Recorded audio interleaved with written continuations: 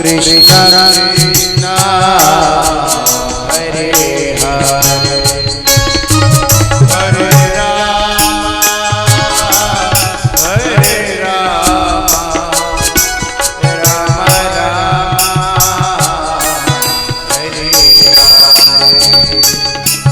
Hare Krishna Hare Krishna Krishna Krishna Hare Hare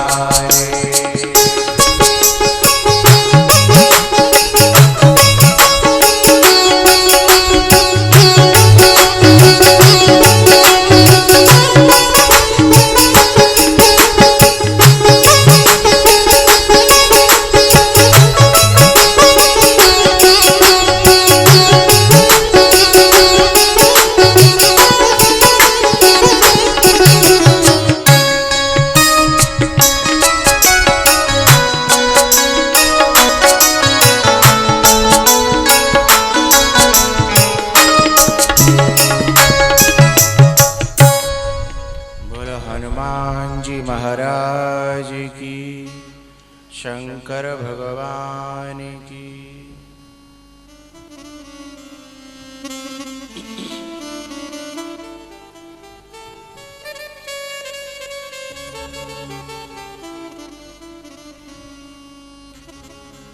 भगवान राम का अवतार हुआ, चारों भैयाओं के नामकरण हुए।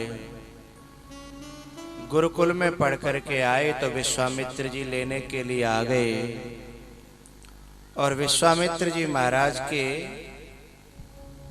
तीन जो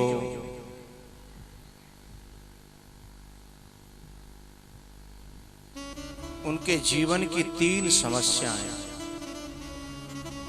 ताड़का, सुबाहु और मारीच, इनको समाप्त किया। और विश्वामित्र जी ने कहा कि एक और यज्ञ आगे इंतजार कर रहा है आपका। तो भगवान उस दिशा में चले। रास्ता में एक जगह मिली, बड़ी सुनसान सन्नाटा भरी।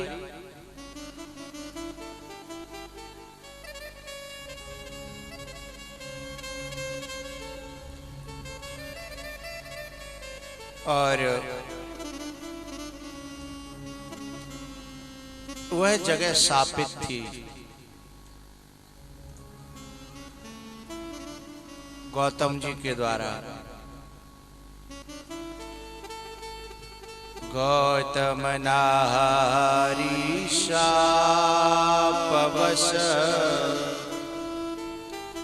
ऊपर दे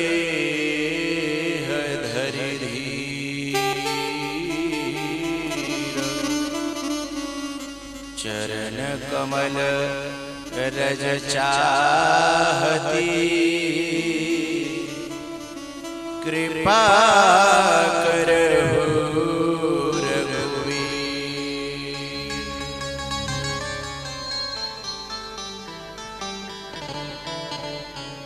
हे रघुवीर, ये शिला है ना, आपके चरणों की रज चाहती है।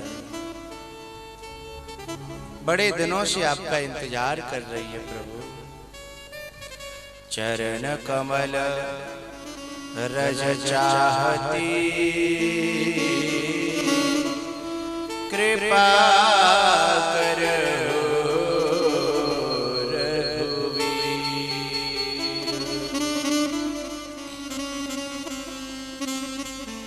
भगवान ने उस अहिल्या का भी उद्धार किया।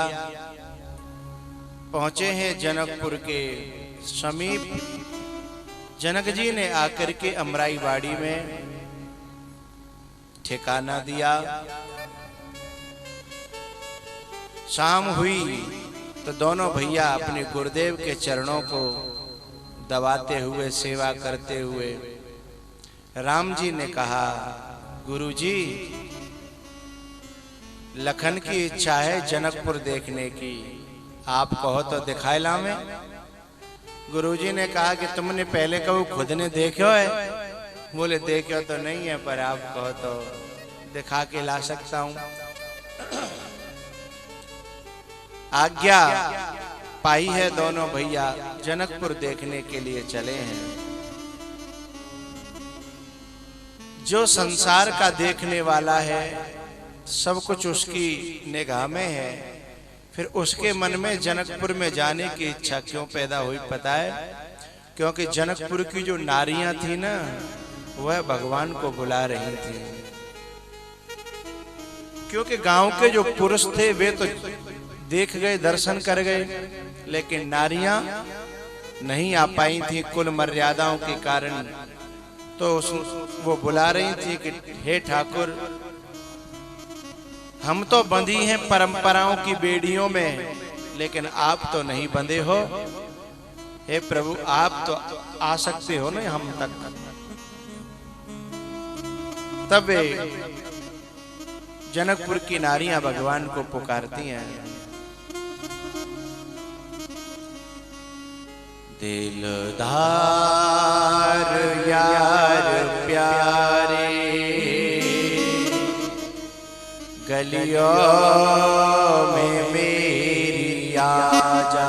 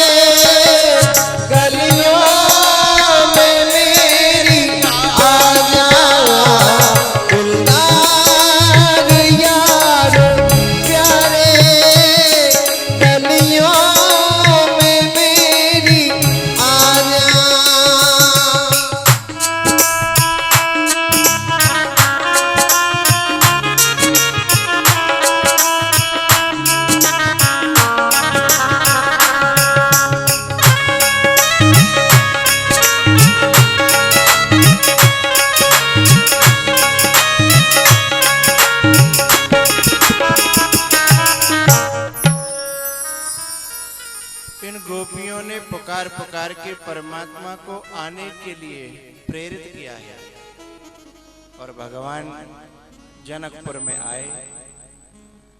लेकिन जिनके घर मुख्य मार्ग के किनारे थे उन्हें तो दर्शन हो रहे थे, जिनके घर मुख्य मार्ग से दूर थे और उन्हें दर्शन कैसे हो। तो उन्होंने अपने अपने बच्चों को प्रेरित किया कि बेटा भगवान हमारे नगर तक आ गए हैं लेकिन यहां तक नहीं आ पा रहे। यदि तुम भगवान को घर तक और ले आओ तो वैसे तो माँ के ऋण से कोई ऋण नहीं होता, लेकिन यदि हमें भगवान के दर्शन हो जाएं तो तुम हमारे ऋण से ऋण हो जाओगे। छोटे छोटे बच्चे थे, कोई 8 साल का, 10 साल का, 12 साल का। उन नारियों ने भगवान के पास भेज दिए और वे भगवान के पास पहुंच करके कहते हैं, प्रभु आप जनकपुर देखने आए हो ना? बोले हाँ। बोले हम जनकपुर के निवासी हैं, चप्पा चप्पा हमारा देखा हुआ है, तो हम आपको दिखा दें क्या? बोले भैया हम तो यही सोच रहे थे कोई दिखाने वाला मिल जाए तो बड़ी सुविधा होगी। तब उन बच्चों ने भगवान को जनकपुर दिखाने के लिए जगह जगह जगह जगह से घुमाया।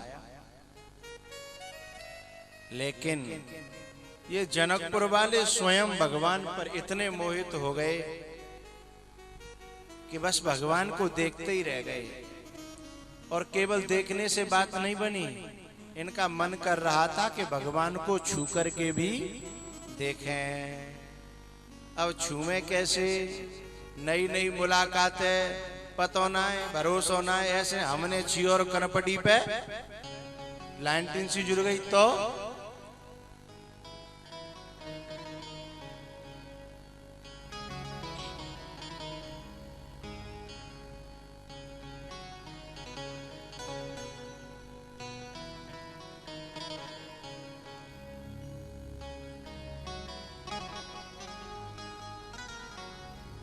भगवान।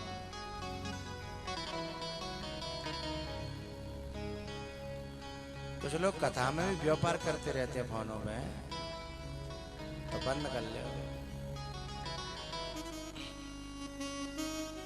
हमारे नेताजी ने कुछ निर्देश नहीं दिया बीच में इंटरवल में? हाँ? फोनों के बारे में नहीं बोले, कल बोल देना, ठीक है?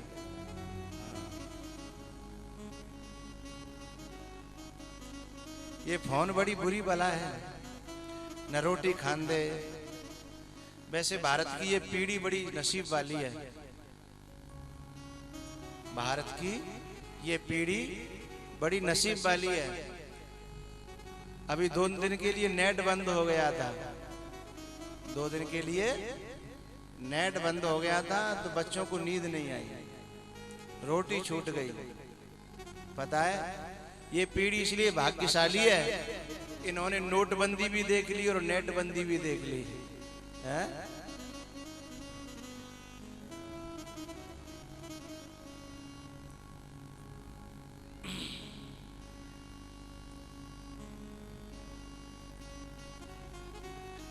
तो जो बच्चे थे उनका मन कर रहा था कि भगवान को छू करके देखें, लेकिन डर लग रहा था, क्योंकि जैसे अभी हमारी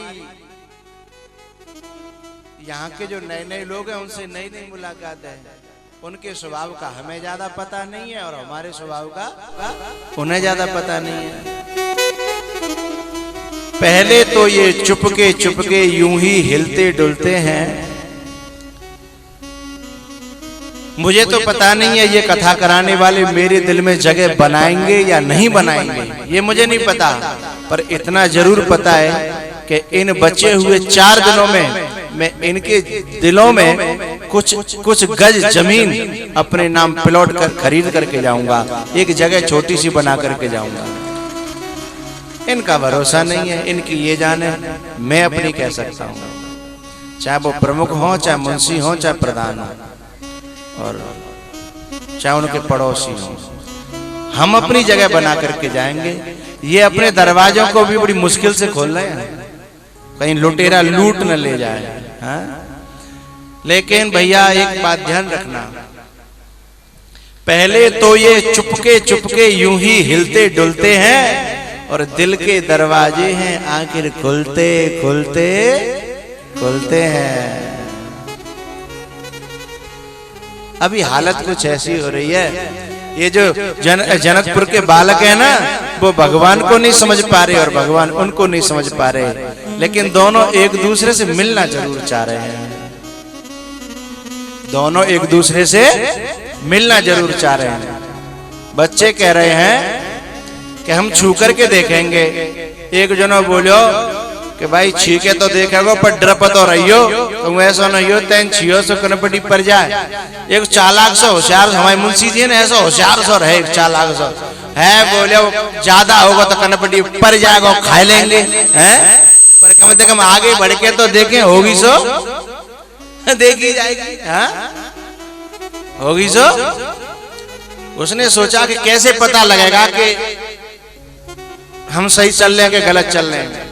उन्होंने मन में धारण कर लिया कि हम भगवान के चेहरे को भी देखेंगे और नीचे उंगली को टच करेंगे, और जब नीचे उंगली को टच करेंगे और ऊपर आंखें यदि लाल हो गई तो मामलो गड़बड़ है, और यदि होठ नेक को खिल गए तो लाइन क्लियर है। ये उसने मन में अपने आप में थर्मामीटर रख लिया। थोड़ा सा आगे बढ़ करके एक चौराहा आयो, भगवान खड़े थे। उसने नीचे से धीमे से अपनी उंगली और भगवान के हाथ से टच की और चेहरे की तरफ देखा, और भगवान उस बच्चे की हरकत देख करके और थोड़े से मुस्कुरा गए। ओए बन की लाइन तो पूरी क्लियर धरी है, हम तो वैसे ही डर रहे। सीधे उसने उंगली पे हाथ मारा और पकड़ ली। तब बात समझ में आई, क्या कुछ तुम भी झिझक रहे हो, कुछ हम भी झिझक रहे हैं, कुछ तुम भी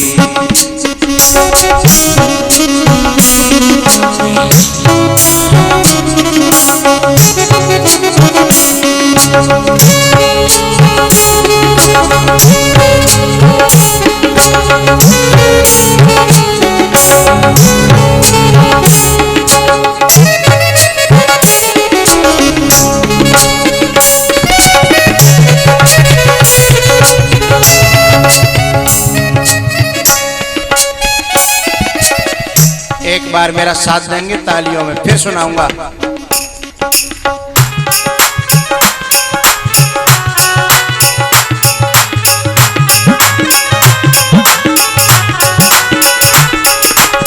जय भोले।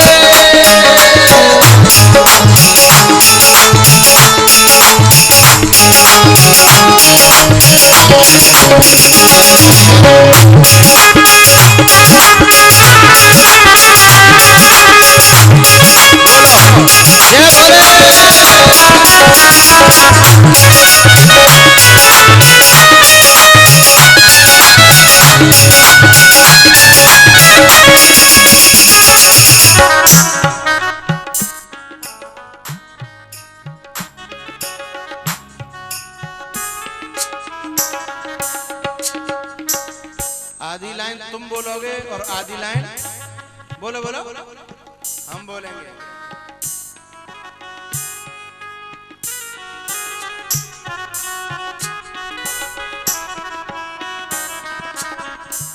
कुछ तुमको भी प्यार हमसे, कुछ हमको भी। मित्र को मुरिया क्या कहता था भैया, ऐसी का दुश्मनी है भाई। अरे नहीं प्यार हो तो झूठे कोई कह दे भाई। अब जब माला जोड़ी धर दे थोड़ी देर, ये परेशान कर रही है। जल्दी खोलो। अरे खोली ना रही, क्या है वो? आरी लामे का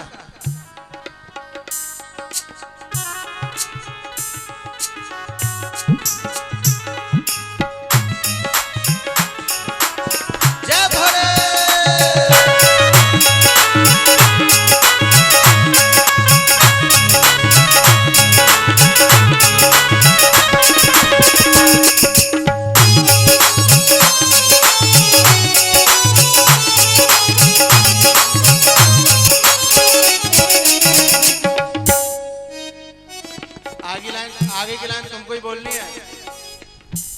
कुछ तुमको भी प्यार हमसे, कुछ हमको भी। अब भाई आधे बोले हैं, आधे तो जन कहा बैर उठाने बैठे हैं भाई हैं। हमारे शमशाबाद के परीक्षित बैठे चश्मा लगाए गए, बे ना बोल रहे जन का दुश्मनी है तुम पे तो ज्यादा पैसा ले आएगा है?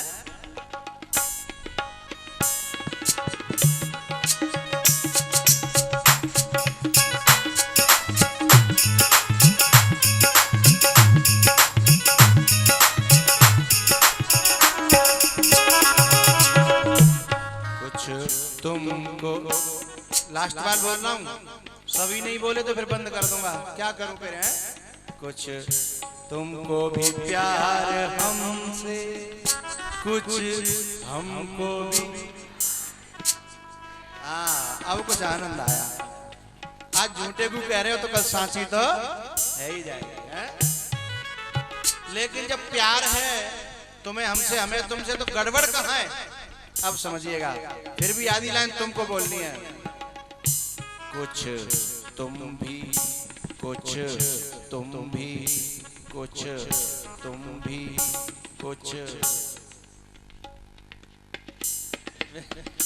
कुछ तुम भी झिझक रहे हो। कुछ क्या बात है?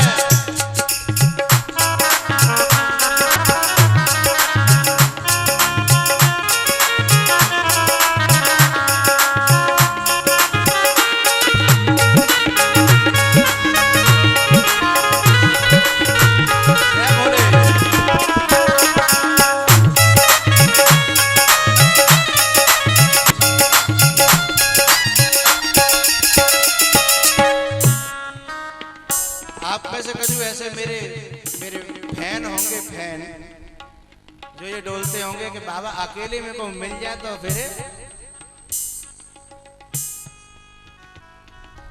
अब जी तो मैं ना कह रहा हूँ का करेंगे, तो अपनी अलग अलग भावना होते हैं जिन्हें का करेंगे। बैठा के पकड़ के धर लेंगे, कि खवाएंगे, कि पियांगे, कि मुर्गा बनाएंगे, अपनी अपनी अलग अलग भाव होते हैं। बनने के मिल तो जाए। कुछ मिलना है हमको तुमसे, कुछ मिलना है तुमको। हाँ लेकिन दिक्कत क्या है?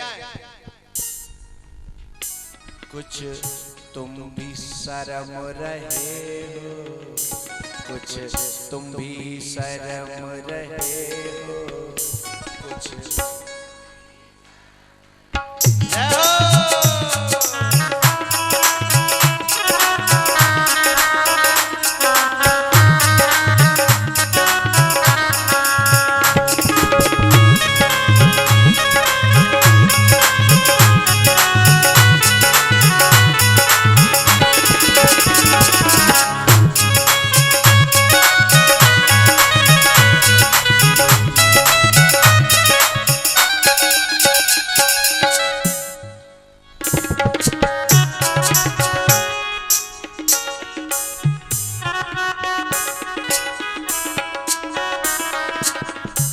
आप लोग जितने भी यहाँ बैठे हो ना, दो चार की तो कह नहीं रहा, पर तुम दुनिया में रह रहे हो, लेकिन तुम्हारा मन दुनिया में लगता तभी तो यहाँ आ रहे हो।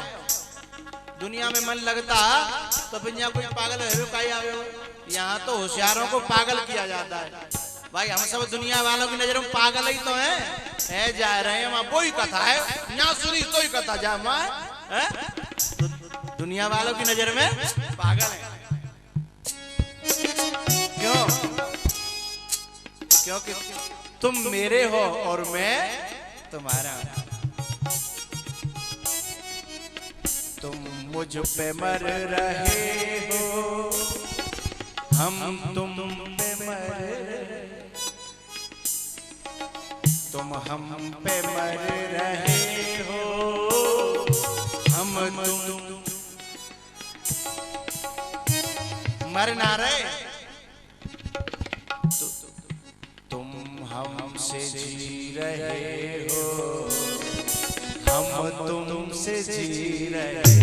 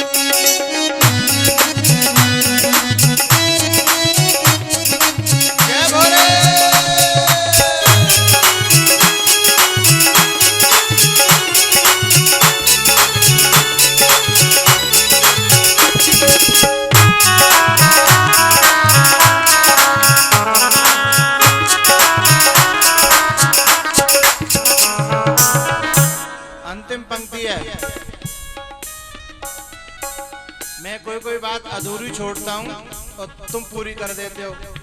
और कुछ बातें तो ऐसी होती हैं, तुम अगल बगल में मेरे कहने से पहले एक दूसरे को बता देता है कि अब बाबा जे बोलेंगे, हैं? ऐसा कैसे हो जाता है? मेरे मन के भाव तुम्हारे मन पर भी लहराते होंगे और रोज तुम्हारे चरण इधर आने को भी अकुलाते होंगे।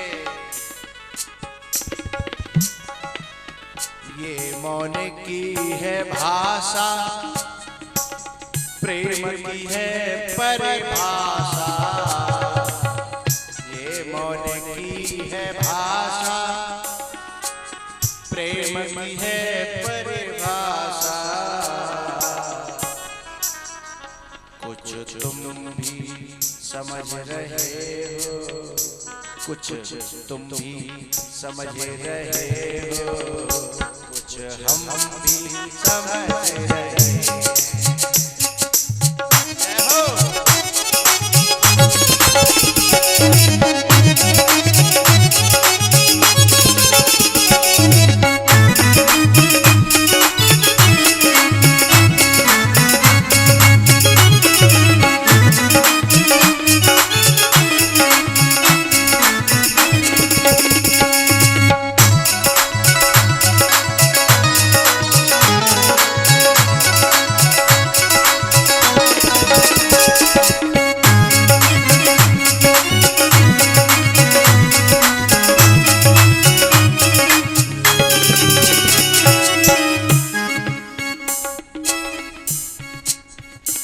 कुछ तुम भी झिझक रहे हो, कुछ हम भी झिझक रहे हैं, कुछ तुम भी उझक रहे हो, कुछ हम भी उझक रहे हैं।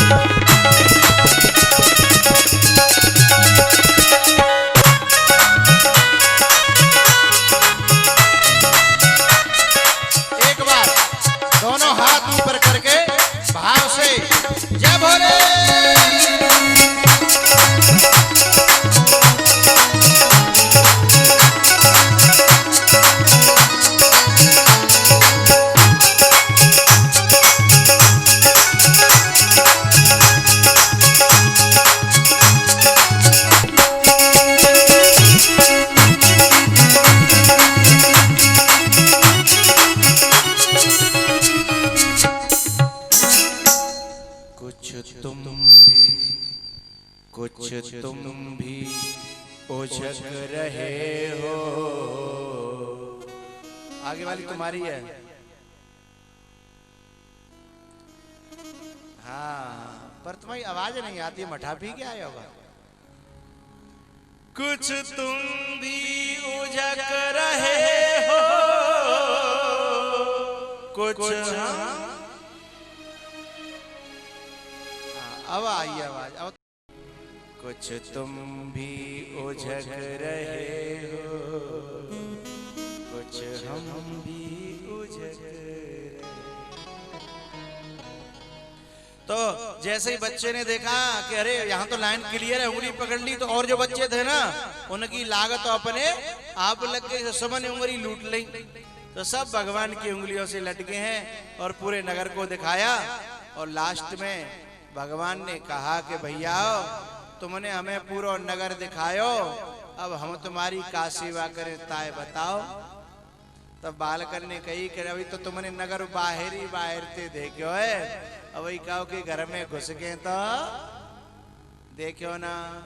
इसलिए हमारी प्रार्थना है कि न कि हमारे आंगन में आपके पांव पड़ जाएं। कहाँ? जहां वो इंतजार कर रही थी इसकी माँ।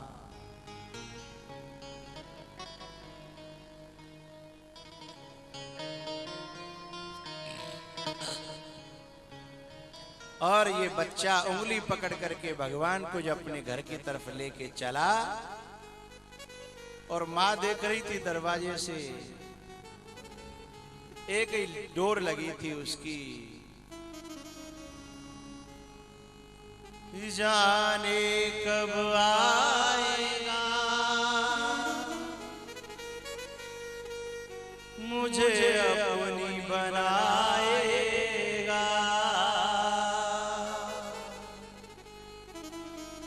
मेरे आंसू पोंछ कर मुझे गले लगाएगा। कब आएगा मेरा सांवरिया, कब आएगा मेरा सांवरिया, कब आएगा मेरा सांवरिया, कब आएगा मेरा सांवरिया। भगवान को आते हुए जैसे ही इसने देखा और एकदम हड़बड़ा के पागल जैसी हो गई। अरे मैंने तैयारी तो कुछ की है नहीं और भगवान आ रहे हैं, अरे अरे अब क्या होगा। इतना सोचते सोचते भगवान तो दरवाजे पर आ ही गए। जैसे ही भगवान को सामने देखा, अब तो मन में सोच रही है पहले अपने बालक को प्रणाम करूं या पहले भगवान को प्रणाम करूं। अब ये तो नई बात है, बालक को प्रणाम करने का रिवाज तो कहीं है नहीं, लेकिन ये सोच रही है। क्यों सोच रही है उसका एक कारण है। भैया उम्र से कोई बड़ा छोटा नहीं होता, तो जो भगवान को पकड़ ले और भगवान के दर्शन करा दे वही इस जगत में हमारा गुरु होता है और वह सबसे महान हमारा प्रणम्य होता है। गुरु गोविंद दोनों खड़े काके लागू पांव। इस बच्चे में इस माँ को अपना गुरु नजर आ रहा है। अरे भैया जो भगवान के दर्शन करा दे वही तो गुरु है और वही सच्चा बेटा है जो अपने माँ बाप के लिए परमात्मा का रास्ता खोल दे। चाहे वो बेटी हो चाहे वो बेटा हो, परमात्मा का रास्ता खोले, परमात्मा के भजन के साधन जुटाए। और मैं तो दो बात और कहूंगा, वह भी सपूत है जो अपने मम्मी पापा से ये कह दे कि माँ हे पिताजी अब आप घर की जिम्मेदारी की चिंता मत करो, आप तो बस भजन करो और खर्चा पानी हमसे लेते चले जाओ। वह भी सपूतों की गिनती में आता है। और बुढ़ापे में माँ बाप के प्राणन नहीं चैत है, विनते का कहें। बुढ़ापे में पेंशन पे निगाह टिकी है कि कैसे पापा जा पेंशन है बात छोटी है न दे दे, खाए तो मुंह में रहे और मरे बामे रहे हैं। उनते का कहोगे भैया। अब विनय में सपूत तो कह नहीं सकता। अब बड़ी अजय लग रही है कि छोटी पेंशन है खाए जा रही है, और छोटी अजय लग रही है कि बड़ी सवरी पेंशन है, और अंत में एगो डरो और जो बीच में फंडो डरे हो ना, और लास्ट में बाजन डोकरा कोने देगो। ऐसी संतान को मैं संतान कहता ही नहीं। वे संतान है कोई। विनय तो मैं यदि तुम्हारे गांव की भाषा में कहूं तो वे हैं, वे भैंसने के चिपटी रहते ना, कलीली। कलीली कहता है तुम्हारा जाकर जोर कहता है, वे खून पियते हैं। हाँ। अरे बछड़ा बनो बछड़ा, दूध पियो, दूध पियो तो कहूं तक ठीक है, खून है तो कमे ते कमे मत पियो। जो माँ बाप को एक सीमित दायरा है, उतने माँ बाप पे हम अपेक्षा रखें, लेकिन जब माँ बाप को सेवा की जरूरत हो तो सेवा के काम आए, उन्हें चैतने के काम न आए। तो मैं उनको भी सपूत कहता हूं जो अपने माँ बाप से ये कहते हैं कि हे माँ, हे पिताजी, आप निश्चिंत भजन करो, अब घर की जिम्मेदारी बिल्कुल भी दिमाग में मत रखना, और तुम्हें जितने खर्चा की जरूरत होए, कहीं दान करना होए, पुण्य करना होए, तीर्थ में जाना होए, या कथा सुनवे जाना होए, कथा करानी होए, चिंता मत करियो, तुम्हारा बेटा जिंदा है। ऐसे बेटा को भी मेरा प्रणाम करने का मन होता है साहब। और एक बात बताऊं, इस भारत की धरती पर जब कोई बेटा ऐसे कहता है ना अपने माँ बाप से, तो माँ बाप की आंखों में पानी आ जाता है, क्योंकि माँ बाप इसी दिन का इंतजार करते हैं। ऐसा दिन कब आएगा जब मेरी संतान ये कह देगी कि पिताजी चिंता मत करो, और माताजी चिंता मत करो। ऐसा शब्द सुनने के लिए माँ बाप तरसते रहते हैं साहब।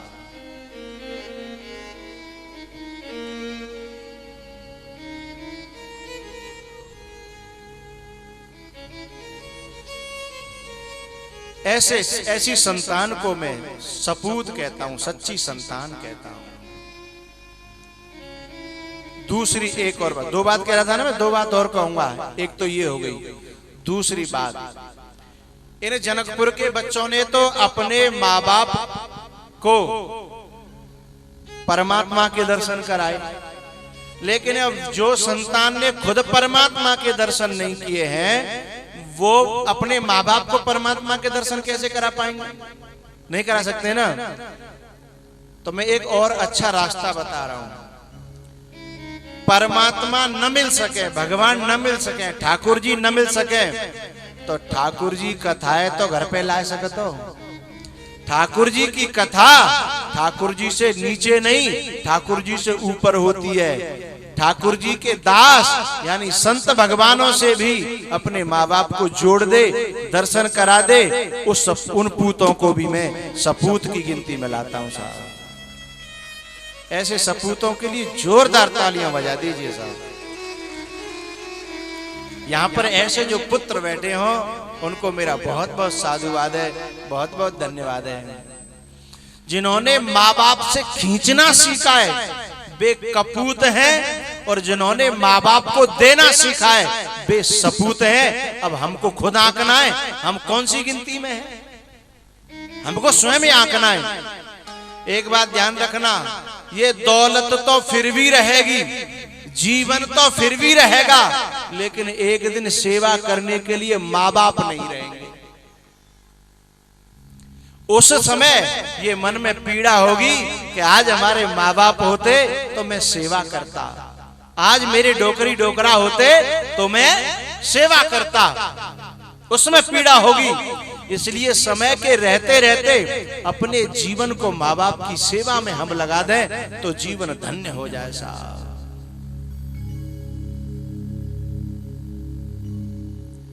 माँ बाप शुरुआत से क्या ख्वाब सजाते हैं कि जब जिन बालक ने बड़े हो जाएंगे, बस ने पैर पर खड़े हो जाए, फिर निश्चिंता से भजन करेंगे। एक टीचर थे और उसने दो संतान पैदा हुई, पूरी पेंशन और नौकरी सब औलाद पे झोंक दी। कुछ खेत था वह भी बेच दिया, क्योंकि आदमी सोचता है खेत बालक के ले, बालक अच्छे पढ़े लिखे जाएंगे तो फिर और खरीद लेंगे, तो खेत भी बेच दिया। बालक दोनों बहुत बड़े आदमी बने, एक अमेरिका चला गया और एक दूसरे शहर में चला गया। पढ़ पढ़ करके एक महीना की 2-2, 3-3, 4-4 लाख की आमदनी हो गई। अब ये मास्टरनी दोनों रिटायर हो गए। रिटायरमेंट पे पैसा मिला और भी पैसा इकट्ठा हो गया। अब तो पता है इन दोनों ने कहा कि औलाद को अब दूर नहीं रखेंगे, अब तो सब मिलजुल करके, बेटे पास में होंगे, सेवा करेंगे, बहुएं पास में होंगी, नाती खिलाने को मिलेंगे, तो अब एक संग रहेंगे। पैसा तो बहुत है अपने पास, ज्यादा पैसा का क्या करना है। तो इन्होंने रिटायरमेंट होने के बाद अपने बच्चों से फोन किया कि बेटा अब तुम आ जाओ और हम सब संग संग रहेंगे, अब दौलत की कोई कमी नहीं है, भगवान की सब कृपा है। तो बेटा अमेरिका से कहता है पिताजी हमारा इंडिया में मन नहीं लगता,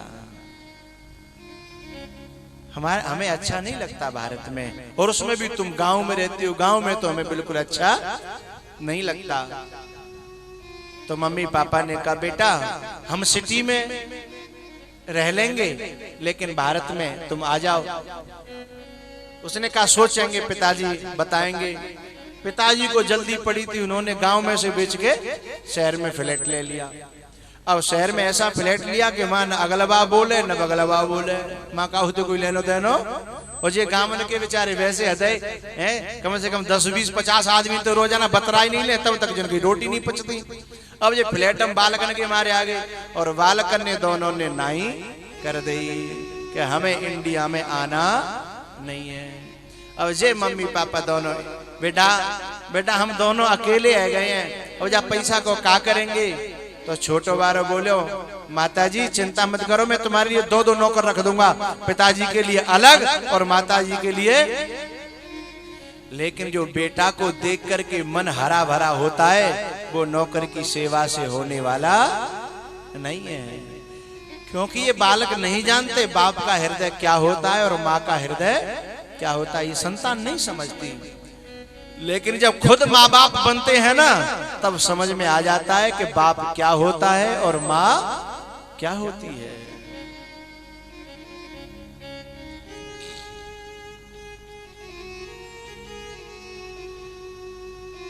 इन दोनों बेटाओं ने मना कर दिया। अब ये सिटी में आकर के भी बहुत दुखी रहते थे दोनों माँ बाप।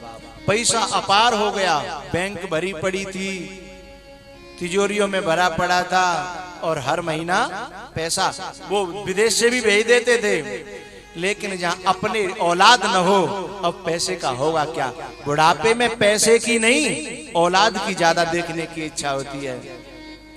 वहीं से नाती फोन पे बात कर ले, बेटा बात कर ले, और ये बुढ़ा बुढ़िया बुढ़ापे के दिनों को काट रहे थे, और रोजाना रो लेते हैं कि अब हम ऐसे ही मर जाएंगे क्या? अपने बेटों का मरते समय भी मुख नहीं देख पाएंगे क्या? एक दिन क्या हुआ,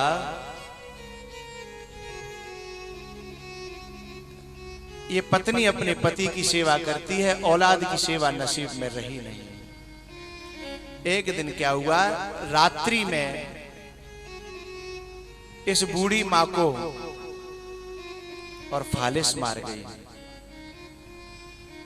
एक तरफ का पूरा शरीर काम करना बंद कर गया, और एक तरफ का आधा काम करना बंद कर गया। इसकी पिताजी ने फोन किया कि बेटा तेरी माँ को लकवा मार गया है, और तेरी माँ से अब चला फिरा नहीं जाता। अब तुम अंतिम समय पे नहीं आए तो फिर हमारे काम के तुम कहाँ रहे? फिर हमारे जाने तो तुम मरो और चाहे जियो। यहां तक कह दी, उसके बाद भी बेटा को छुट्टी मिली नहीं। उसने कहा पिताजी यहां दिखा लेना, वहां दिखा लेना, ये कर लेना, वो कर लेना, लेकिन बेटा भारत लौट करके नहीं आया।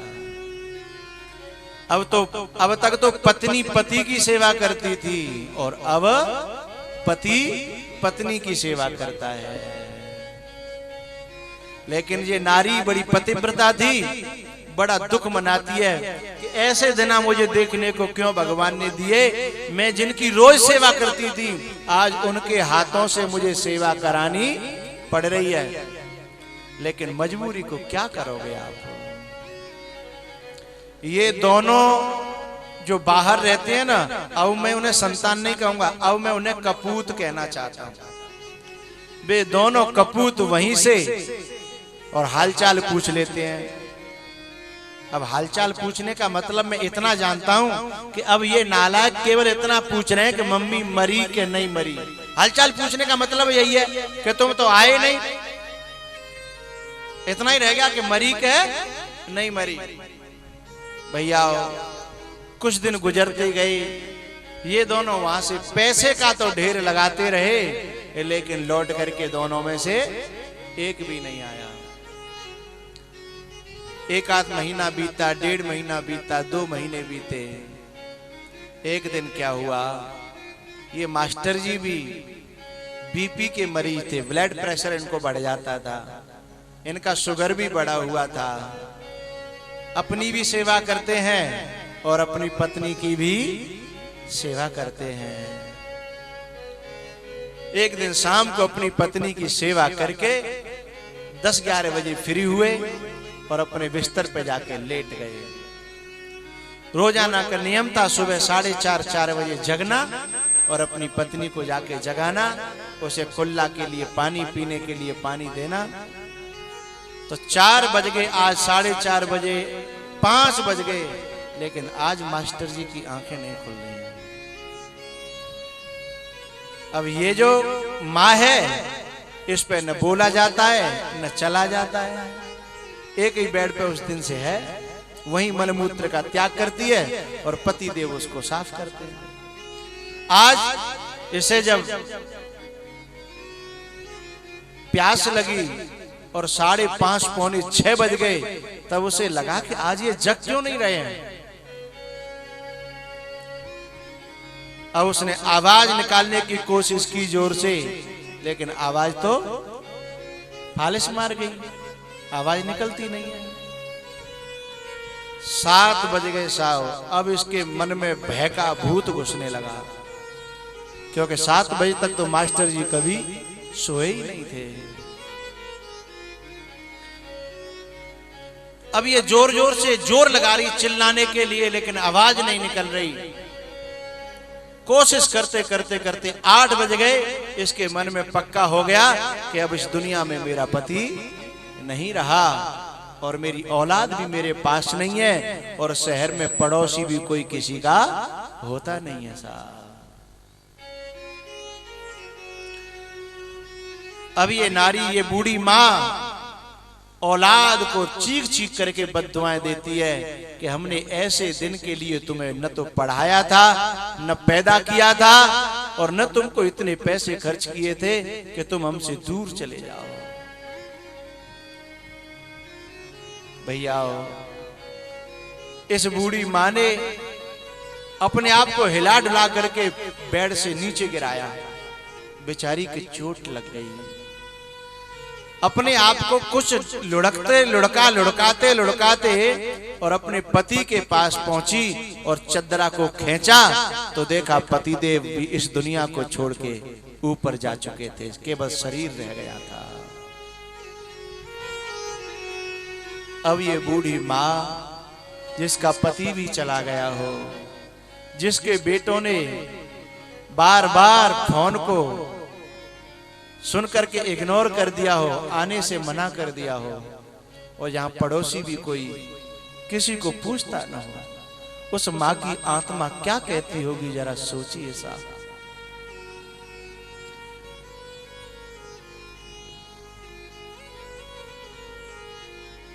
जब 9 बज गए, 9:30 बज गए, शरीर की कोई क्रिया नहीं हुई, दरवाजा बंद है अंदर से, और ये अकेली अपनी मौत के क्षणों को गिन रही है और अपनी औलाद को याद कर रही है। और जब मरने का समय आता है तो मन इतना फड़फड़ाता है अपनों को देखने के लिए, लेकिन अपने तो इतने दूर जा बसे हैं। बस्ती कितनी दूर बसा ली दिल में बसने वालों ने, बस्ती कितनी दूर बसा ली दिल में बसने वालों ने। अब ये सोच नहीं पा रही कि मैं करूं क्या। अचानक निगाह गई टेलीफोन पर, जाकर के उसने टेलीफोन को अपने आप को खचेरती हुई कोने में टेलीफोन था, उसके पास पहुंची और उसने एक बटन दबाई। उस बटन से एक नंबर लग गया। वो नंबर पड़ोसी का था। नंबर तो लग गया लेकिन बोल तो पाती नहीं है। अब जोर लगा रही है जीव उठ जाए तो मैं ये तो कह दूं कि तुम्हारे पड़ोस में मैं मर रही हूं, लेकिन आवाज बोल नहीं सकती, जिह्वा उठ नहीं रही है। इसने फिर से फोन काट दिया और फिर रीडायल दबाया, फिर घंटी गई। ऐसा करते करते इसके दिन का 11 बज गए और इस बुढ़िया का हाल बहुत बुरा था। भैया, ये माँ का कलेजा ऐसी संतान को क्या कह रहा होगा, जरा कल्पना कर सकते हो। तो अपने माँ बापों को छोड़कर के जो विदेशों में बसे हैं ना, जो माँ बाप से खींचने और लेने के लिए केवल अपने आप को संतान घोषित और बहू घोषित करते हैं ना, उन्हें चुल्लू भर पानी में डूब के मर जाना चाहिए। जिस समय माँ बाप को सेवा की जरूरत हो, उस समय अपने लेने की भावना को छोड़ करके कुछ दिन सेवा करके देखो। बाप और माँ दें या न दें, लेकिन परमात्मा तो सबका हिसाब किताब करता है ना। थोड़ा बहुत परमात्मा पर भी भरोसा करो। दिन के 11:30-12 बजे तब पड़ोसियों को कुछ एक थोड़ा सा जानते पूछता, उन्होंने पहचान कर ली थी अपनी। उसने देखा कि आज पड़ोसी ने 12 बजे तक दरवाजा नहीं खोला, क्या बात है।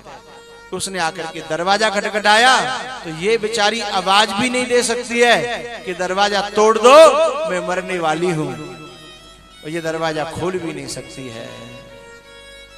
इसने अड़ोसी पड़ोसियों को बुलाया कि भाई इसमें लगता कोई दुर्घटना हुई है। ये दोनों पति पत्नी रहते हैं या बीमार थे। कुछ लोग इकट्ठे हुए और जब दरवाजा खोला नहीं, तोड़ा गया। दरवाजा तोड़ा तो इधर इसके भी प्राण पखेरु उड़ चुके थे और पति के प्राण पखेरु तो पहले ही उड़ चुके थे। ऐसे जिनके माँ बापों की मौत होती हो, ऐसी औलाद को मैं धिक्कार देता हूं साहब। चाहे वो करोड़ों में खेलती हो, चाहे वो पदों पर बैठी हो, चाहे वो कितनी पढ़ी, ऐसी औलाद को पूत कहना ही बहुत बड़ी लानत है साहब। इस पड़ोसी ने फोन उठाया, जो उस बुड्ढे के पास पड़ा हुआ था उसमें उसके बेटे का नंबर था जो अमेरिका में रहता था। इसने फोन उठा के घंटी लगाई, उधर से हेलो हुई। इसने सीधे सीधे कहा, है कपूत, मैं तेरे बाप का पड़ोसी बोल रहा हूं। बोलो हाँ हाँ बोलो अंकल बोलो। बोले तेरी माँ और तेरा बाप तेरा इंतजार कर करके इस दुनिया से दोनों चल बसे हैं, लेकिन अब तुझे आने की जरूरत नहीं है, क्योंकि अब किसके लिए आओगे? मिट्टी को तो हम ही हिल्ले लगा देंगे। अब तो केवल मिट्टी रह गई है। जो जीते जी अपने माँ की और बाप की सेवा न कर सका, उसे मरने के बाद सोमन के पुआ करने से पुण्य मिलने वाला नहीं है। मरने के बाद तस्वीरों पे माला टांगने से उनकी आत्मा संतुष्ट होने वाली नहीं है। इसलिए मैं तो इतनी प्रार्थना करूंगा, जिन्हें माँ बाप जिंदा मिले हो सेवा करने के लिए, वे सौभाग्यशाली हैं। लेकिन जो जीते जी माँ बाप की सेवा न कर पाए, उनसे ज्यादा दुर्भाग्यशाली इस धरती पर दूसरा कोई है ही नहीं साहब। माँ बाप ने हमें शरीर दिया, बुद्धि दी, कमाए हुए लाख हम पैदा कर दे, पढ़ाई लिखा के बड़े कर दे, अब भी माँ बाप की पेंशन पर, तनख्वाह पर और फंड पर जिनकी निगरानी है, उन बहुओं को और उन पुत्रों को मैं धिक्कार देता हूँ साहब। और ये बहाना करके तुमने हमारे लिए किया ही क्या है, और सेवा से मुकर जाए, वह संतान नहीं है, वह किसी जन्म के राक्षस हैं, जो संतान के रूप में जो हमारे घर में उन्होंने जन्म ले लिया है साहब। उन्हें पुत्र नहीं कहा जा सकता। माँ बाप से बढ़कर जग में कोई दूजा नहीं खजाना, जिसने तुझे जन्म दिया रे, दिल उसका नहीं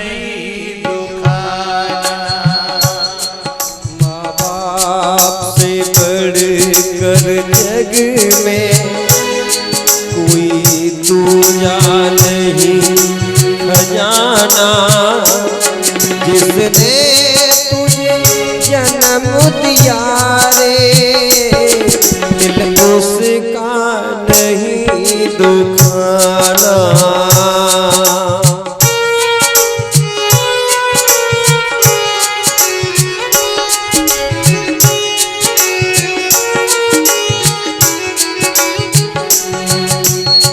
अचंभे की बात मैं आपको कह रहा हूं, इस भारत की दशा बड़ी खराब है इस समय। 5-5 पुत्रों को पाल करके बड़ा करके पढ़ा लिखा करके अपने पैरों पे खड़ा कर देती है माँ, और गरीबी से गरीबी में खड़ा कर देती है। आज से 50 साल पहले कितनी गरीबी थी लोगों के पास, उस समय भी माँ ने 5-5, 6-6, 7-7 पुत्रों को पैरों पे खड़े किया, पाल पोस के बड़ा कर दिया। लेकिन वे 5-5 के बीच में अकेली माँ रह जाए हैं, तो ये बंटवारे वाले चैत चैत के उसे परेशान कर देते हैं। जो 5 को पैदा करके बड़ा कर देती है, पाल लेती है, उन 5 से अकेली माँ नहीं पाली जाती है। कैसा धिक्कार है उन बेटाओं को भी और उन बहुओं को भी। मैं कभी उन्हें पुत्र नहीं कह सकता साहब। माँ की दुआ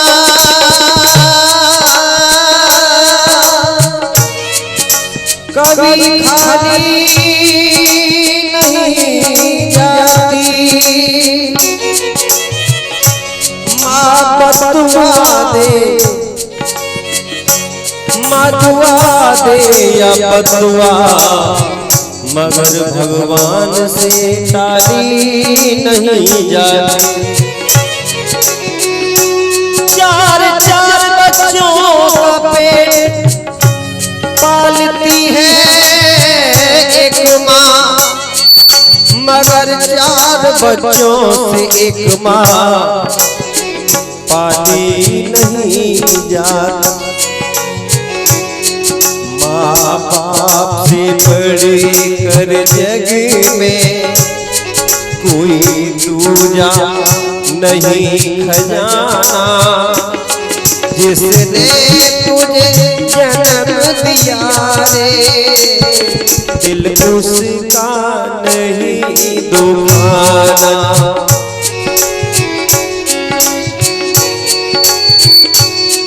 पहले तो तेरी माँ ने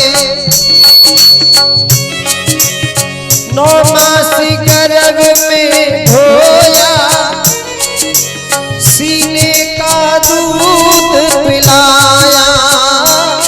जब जब बंदे तू रोया,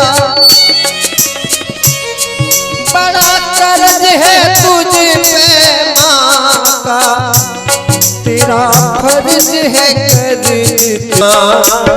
जिसने तुझे जन्म दिया रे, दिल उसका नहीं दुखाना।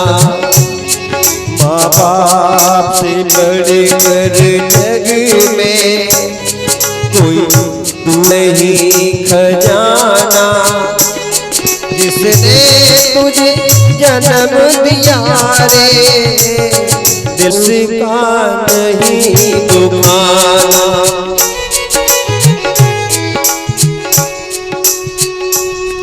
दिन रात तुझे तेरी माँ ने बाहों में तुझे झुलाया, खुद गीले में माँ सोई में तुझे सुलाया। बड़ा कर्ज है तुझ पे माता, तेरा फर्ज है कर्ज चुकाना। जिसने तुझे जन्म दिया रे, दिल उसका नहीं दुखाना।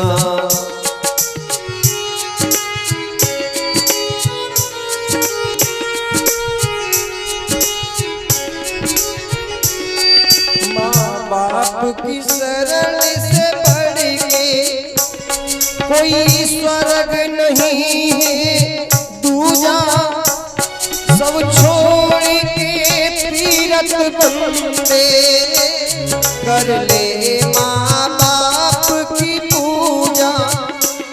इस जन्म मरण के जग से चाहे तू मुक्ति पाना, जिसने तुझे जन्म दिया रे, दिल उसका नहीं दुखाना।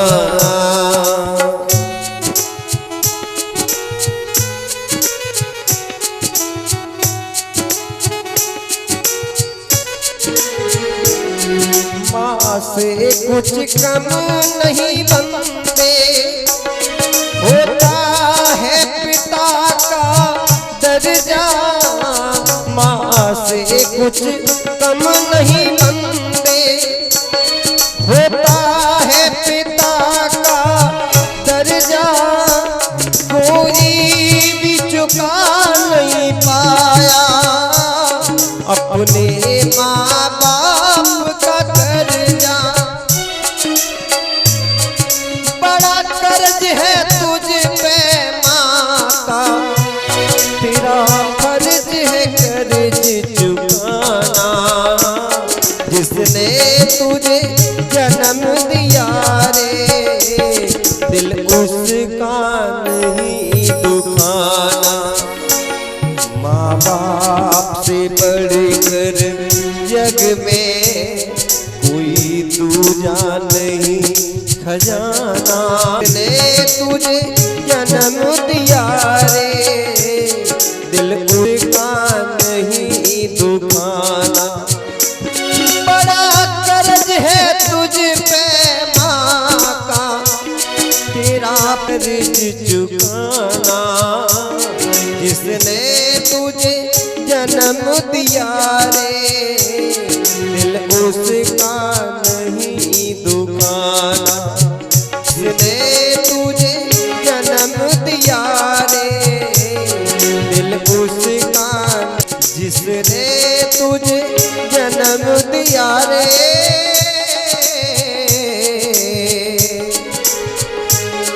दिल उसका नहीं दुखाना। माँ बाप से बढ़कर जग में कोई दूजा नहीं खजाना। जिसने तुझे जन्म दिया रे, दिल उसका नहीं दुखाना।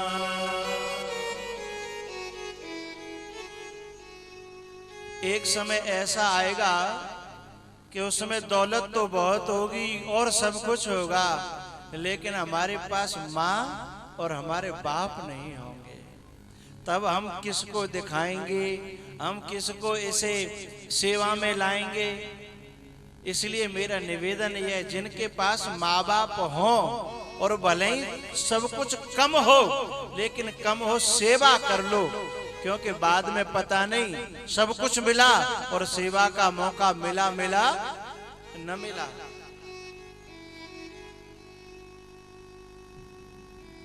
एक बात और मुझे याद आती है, माँ बाप की चर्चा चल रही है ना।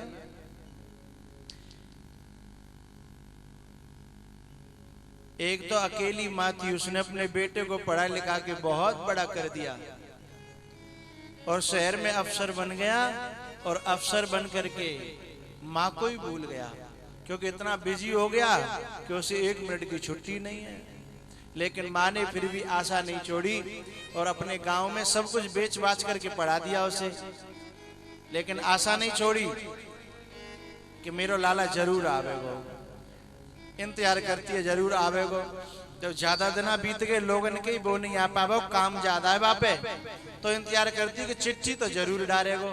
तेरे लाला ने तो ब्याह कर लो, शादी कर ली है, तो बोले आशीर्वाद लेवे जरूर आवेगो। लेकिन फिर भी नहीं आयो। तब एक आदमी ने बताई कि तेरो लाला तो विदेश चलेगो। तब उस बूढ़ी की आशा टूट गई कि जब देश में ते मिलवे नहीं आयो, तो विदेश में से तो कोई मतलब ही नहीं है। और विदेश में जाकर के वो ऐसा बसा कि यही भूल गया कि मेरे माँ बाप और गांव वाले कोई थे या नहीं थे। और वो बुढ़िया बेचारी इंतजार करके कर करके एक दिन चल बसी। और वो दुनिया से जब चली गई, पता एक दिन क्या हुआ, एक भारत में कथा हो रही थी और वो आस्था चैनल पर लाइव टेलीकास्ट हो रही थी। वह अमेरिका में भी वह कथा दिखाई जा रही थी। तो अचानक उस लड़के ने एक दिन टीवी खोली और आस्था चैनल को जब खोला तो वो कथा दिखाई जा रही थी, उसमें ऐसे ही माँ का प्रसंग आ रहा था और अब ये भी बाप बन चुका था और कपूतों का बाप बन गया था। तो अपने आप दिमाग समझ ठिकाने आ गया था। तो उसे अपनी माँ की याद आई, अपनी माँ की याद आई। तो उसने वहां से अपने गांव की याद आई और उसी क्षण ये निर्णय किया कि मैं जाऊंगा और अपनी माँ का दर्शन करूंगा। हवाई जहाज से टिकट कटाई, भारत आया और गांव पहुंचा। और गांव में जब लोगों से उसने राम राम की तो गांव के लोगों ने उसकी राम राम नहीं ली और मुंह फेर फेर के जाने लगे। उसने कहा भैया ऐसी का बात है, मुंह पे क्या गलती है गई और आप मेरी राम राम नहीं ले रहे। तो गांव के बड़े बूढ़े ने कही ऐसे कपूत को तो मुंह देखने को धर्म नहीं है, जाकी माँ इंतजार कर करके और जाके प्राण पखेरु उड़ गए होए हैं और वो अब मुंह दिखाए भी आए होए। जा गांव में तेरी कोई राम राम नहीं लेगा। तवा ने कही कि मेरी माँ मर गई। बोले हाँ। तो बोले मेरी माँ की वो टूटी झोंपड़ी थी वो है। तो गांव वाले उसे झोंपड़ी पर लेके गए। उस झोंपड़ी में छोटा सा ताला लगा था, वो तोड़ा, अंदर एक बिस्तर था। उसका जो गूदरी होती है ना बड़े बूढ़ों की, वो गूदरी थी और उसमें वो मुंह दे के बहुत रोया। और जैसे ही उसने माथा लगाया उस बिस्तर में तो उसके अंदर खड़र खड़र की आवाज हुई और उसे खोल करके देखा तो एक कागज पड़ा था। उसमें लिखा था बेटा मैं तेरी माँ इस दुनिया को छोड़ करके जा रही हूँ। तेरा बहुत इंतजार किया, तू नहीं आया, लेकिन मैं दुनिया को छोड़ के जा रही हूँ। लेकिन ये मत समझना कि मैं नाराज हूँ, क्योंकि माँ बेटे से कभी नाराज होती नहीं है। चाहे वो कितनी बुरा होए, चाहे कितना गलत करे माँ के साथ में, पर माँ कभी बेटे से नाराज होती नहीं है। बेटा मैं नाराज नहीं हूँ, पर आखिरी समय पे मैं तो देख नहीं पाई चलते चलते, जहाँ हमारे मन में दुख बहुत है। और अंतिम एक बात लिखी कि बेटा अपनी आंखन को बड़ो ध्यान रखियो। काहे? बोले तेरी बचपन में गुल्ली डंडा खेलते समय आंख फूट गई थी, तब डॉक्टर ने कही कि कोई अपनी आंख दे दे तो मैं जाके आंख ठीक कर सकता हूँ। तो मैंने अपनी आंख तोड़ दी। तो तेरी जो लेफ्ट आंख है ना, लेफ्ट वो आंख तेरी माँ की है। बाद आते दुनिया मोते कानी कहती, लेकिन मैं खुशी होती कि मैं अपने बेटा के लिए कानी भई हूँ। तो अपनी आंख को ध्यान रखियो। तेरी एक आंख के रूप में मैं तेरे साथ रहूंगी हमेशा। भैया अब इस व्यक्ति को जीवन भर में इस गिलानी से कोई मुक्त कर सकता है क्या? है? इस दुख से कोई मुक्त नहीं कर सकता। इसलिए मेरी तो प्रार्थना है जिनके माँ बाप जिंदा, कभी कभी तो मैंने क्या देखा है, एक बात और कहना चाहूंगा इस विषय पर। महाभारत के युद्ध में यदि सबसे ज्यादा दुखी कोई था तो पितामह भीष्म। क्यों?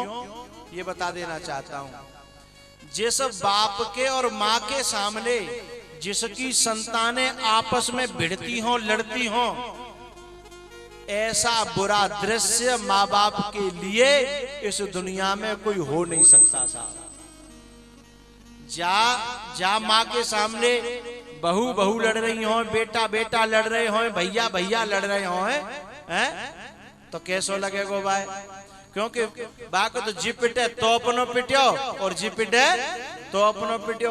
जी मर जाए तो अपनो और जे मर जाए तो अपनो। तो जिसकी संतान अपने बाप के सामने आपस में लड़ती हो, जिनकी बहुएं अपने माँ बाप के सामने आपस में लड़ती हो, अच्छा लड़ती तो बहुएं और भुगतना पड़ता माँ बाप को, क्योंकि फिर माँ जिसकी तरफ चली जाएगी दूसरी की दुश्मन अपने आप बन जाती है। यदि बड़ी में जाके रहने लगी तो छोटी बड़ी की दुश्मनी के कारण माँ से भी दुश्मनी मान लेती है।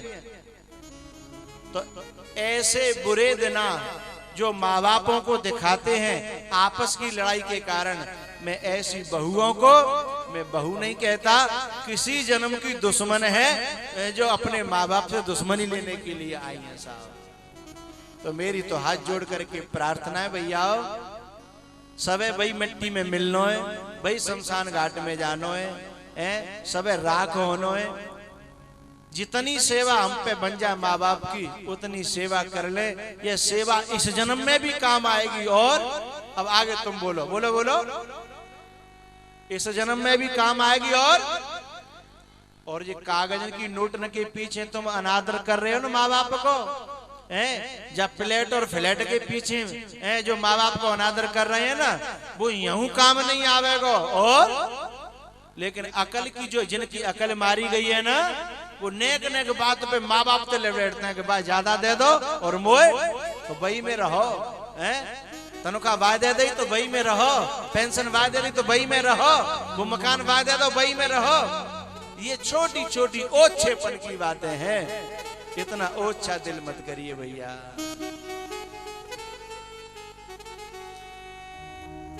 जग में जीवन ऐसे तेरो, बागन पंछी करत बसेरो,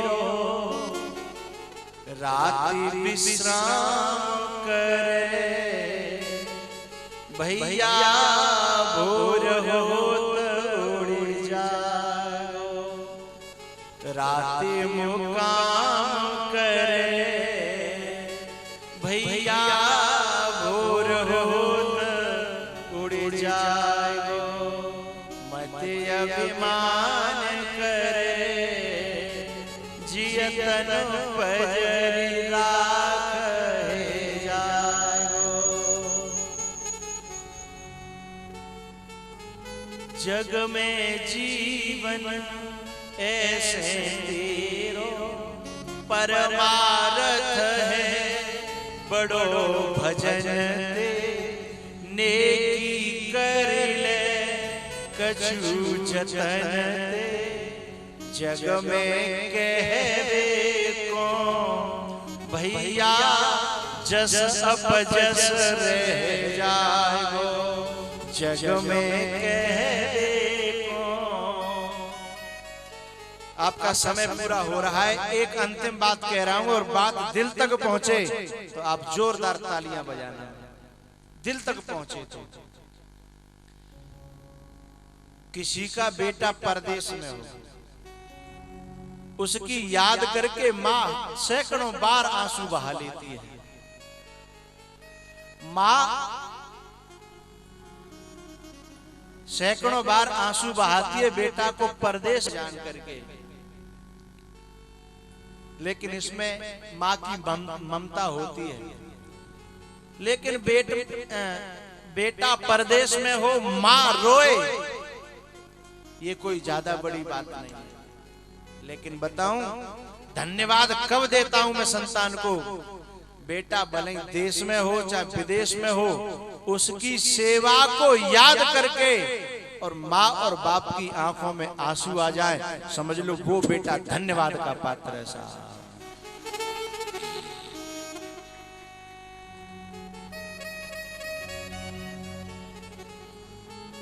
भैया चलते चलते मैं एक बात और कह देना चाहता हूं, अपने माँ बाप को यदि परमात्मा का दर्शन न करा सको तो जीवन में कभी मौका मिल जाए तो अपने माँ बाप को एक बार परीक्षित जरूर बनाना। माँ बाप की इच्छा को हमेशा पूछते रहना।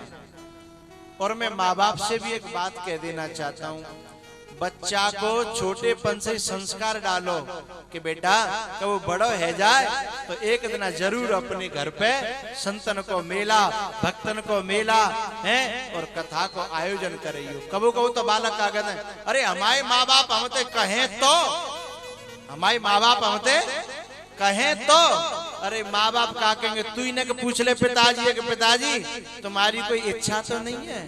अरे पूछ के देखो, माँ बाप के आंसू फूट पड़ेंगे। हैं? हर माँ बाप के दिल में इच्छा होती है कि मेरे घर पे संतों का एक बार मेला लगे और भागवत की कथा हो या राम की कथा हो, एक बार पूछो तो सही।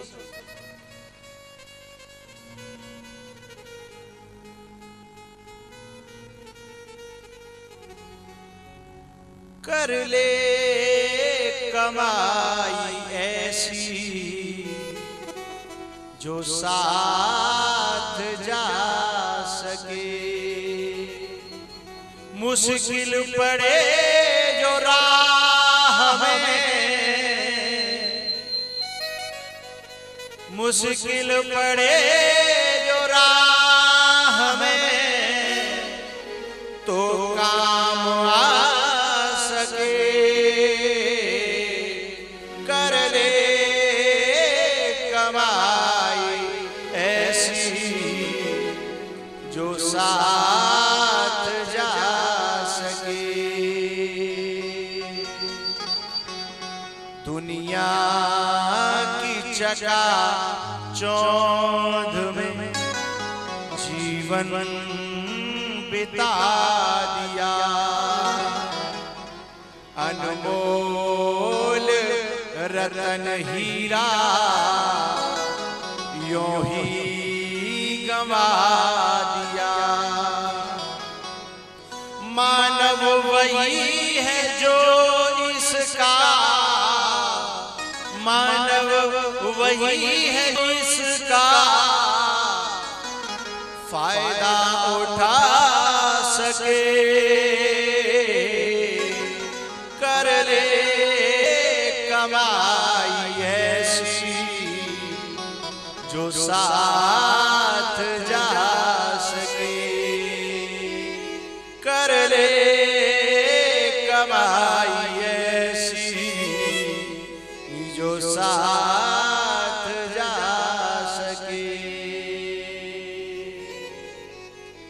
भैया मेरा तो काम कहवे को है, मानवो न मानवो आपकी इच्छा है। बात मानो न मानो खुशी आपकी। हम मुसाफिर हैं, एक दिन तो रम जाएंगे।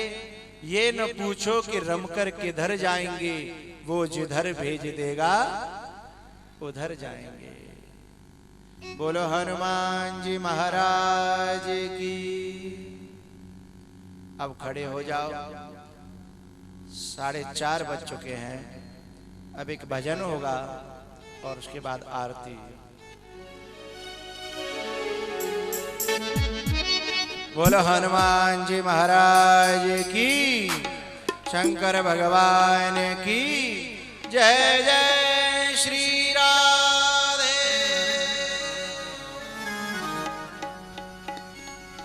हो रंगो सब राम सिया के रंग में, रंगो सब राम सिया के रंग में, रंगो सब राम सिया के रंग में। नाच लो राम कथा सत्संग में, नाच लो राम कथा सत्संग में। रंगो सब राम सिया के रंग में, रंगो सब राम सिया के रंग में।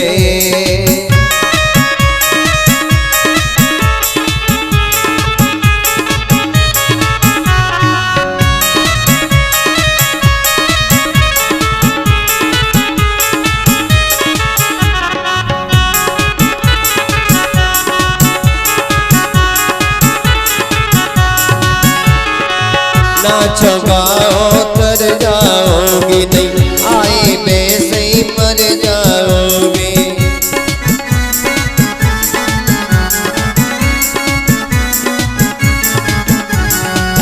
नाचो गाओ तर जाओगी नहीं, आए वैसे ही मर जाओगे। अब आओ राम शरण में।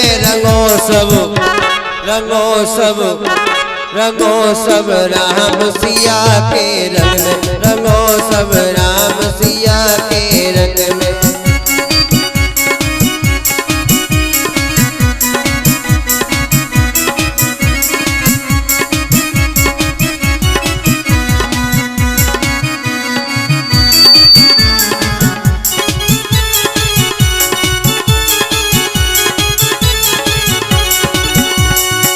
राम कथा तेरा बदले जीवन, कट जाए जीवन के बंधन।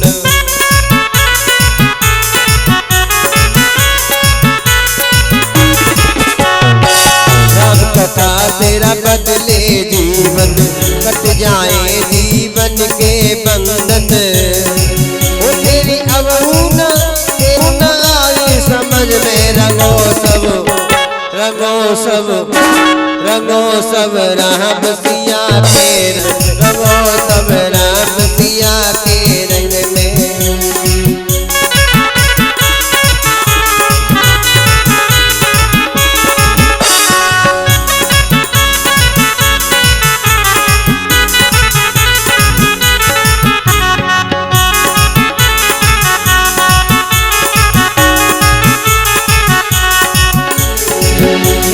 में मत कोई झूमो, राम कथा में सब ही झूमो।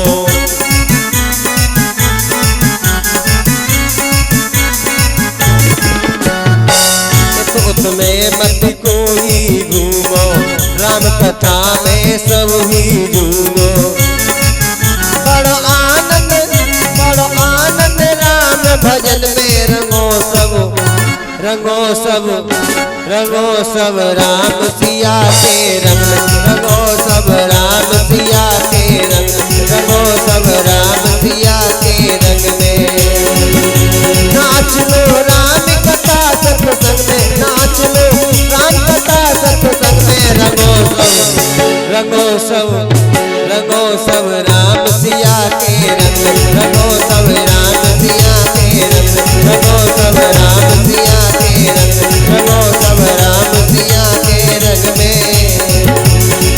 मेरी अबू न आई समझ में, मेरी अबरी समझ में। रंगो सब राम सिया के रंग में। रंगो सब राम सिया के रंग में। रंगो सब राम सिया के रंग में।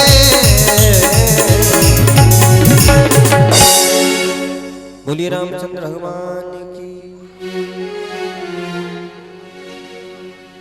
श्री भागवत भगवान की है आरती।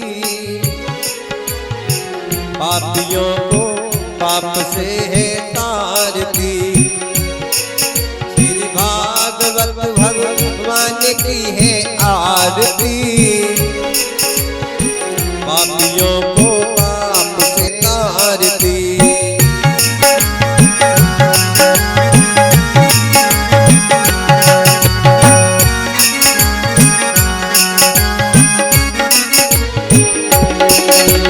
अमर ग्रंथ ये मुक्ति पथ, ये पंचम वेद निराला, तब ज्योति जगाने वाला। ये अमर ग्रंथ ये मुक्ति पथ, ये पंचम वेद निराला, तब ज्योति जगाने वाला।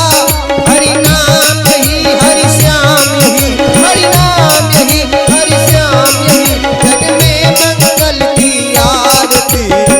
पापियों को भगवान की है आरती। पापियों को पाप से है तारती।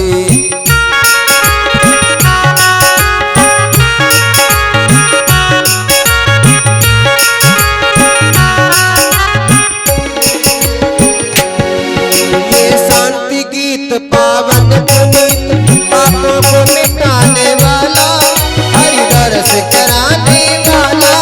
ये शांति गीत पावन पुनीत, पापों को मिटाने वाला, हरि दर्श कराने वाला। ये सुख करनी ये दुख हरनी, ये सुख करनी ये दुख हरनी, श्री मधुसूदन की आरती। पापियों को पाप से है तारती। श्री भागवत भगवान की है आरती।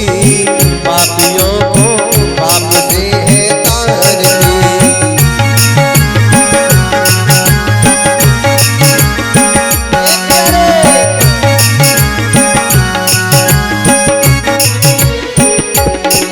ये मधुर बोल मगपंथी खोल, भगमार्गी बजाने वाला, बिगड़ी को बनाने वाला।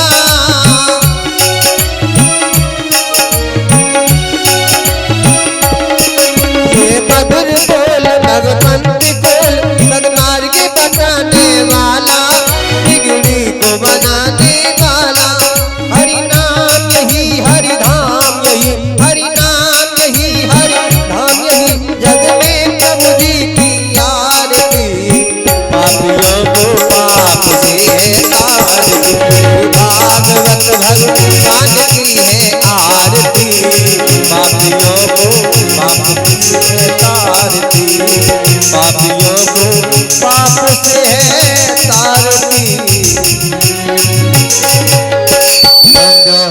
शांतिरंतरिक्षगों शांति पृथ्वी शांतिरापः चंद्रोदयः शांति वनपतयः शांति विश्वे देवाः शांति ब्रह्म शांति द्रवगों शांति शांतिरेव शांति सामा शांतिरेधि मंत्र पुष्पांजलि।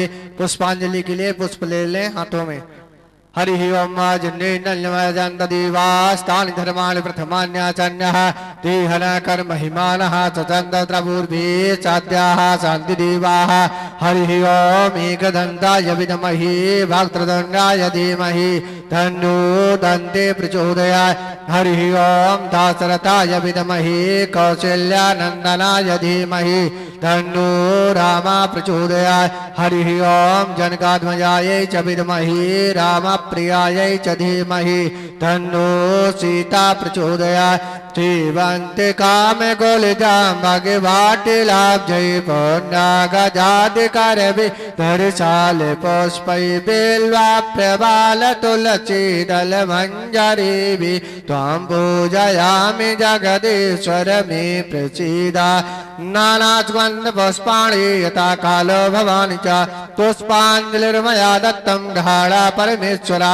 प्राणपुरुषोत्तमाय नमः मंत्रोष्पाञ्जलिं समर्पयामि। बोले भागवत महापुराण के, वृंदावन बिहारी लाल के, जी महाराज के, सुदेव जी महाराज के, परीक्षित जी महाराज के, जय जय श्री राधे। बंसी की धुन के हम मस्ताने हो गए, श्याम तेरे नाम के दीवाने हो गए, श्याम तेरे नाम के दीवाने हो गए, श्याम तेरे नाम के दीवाने हो गए। बंसी की धुन के हम मस्ताने हो गए, बंसी की धुन के हम मस्ताने हो गए।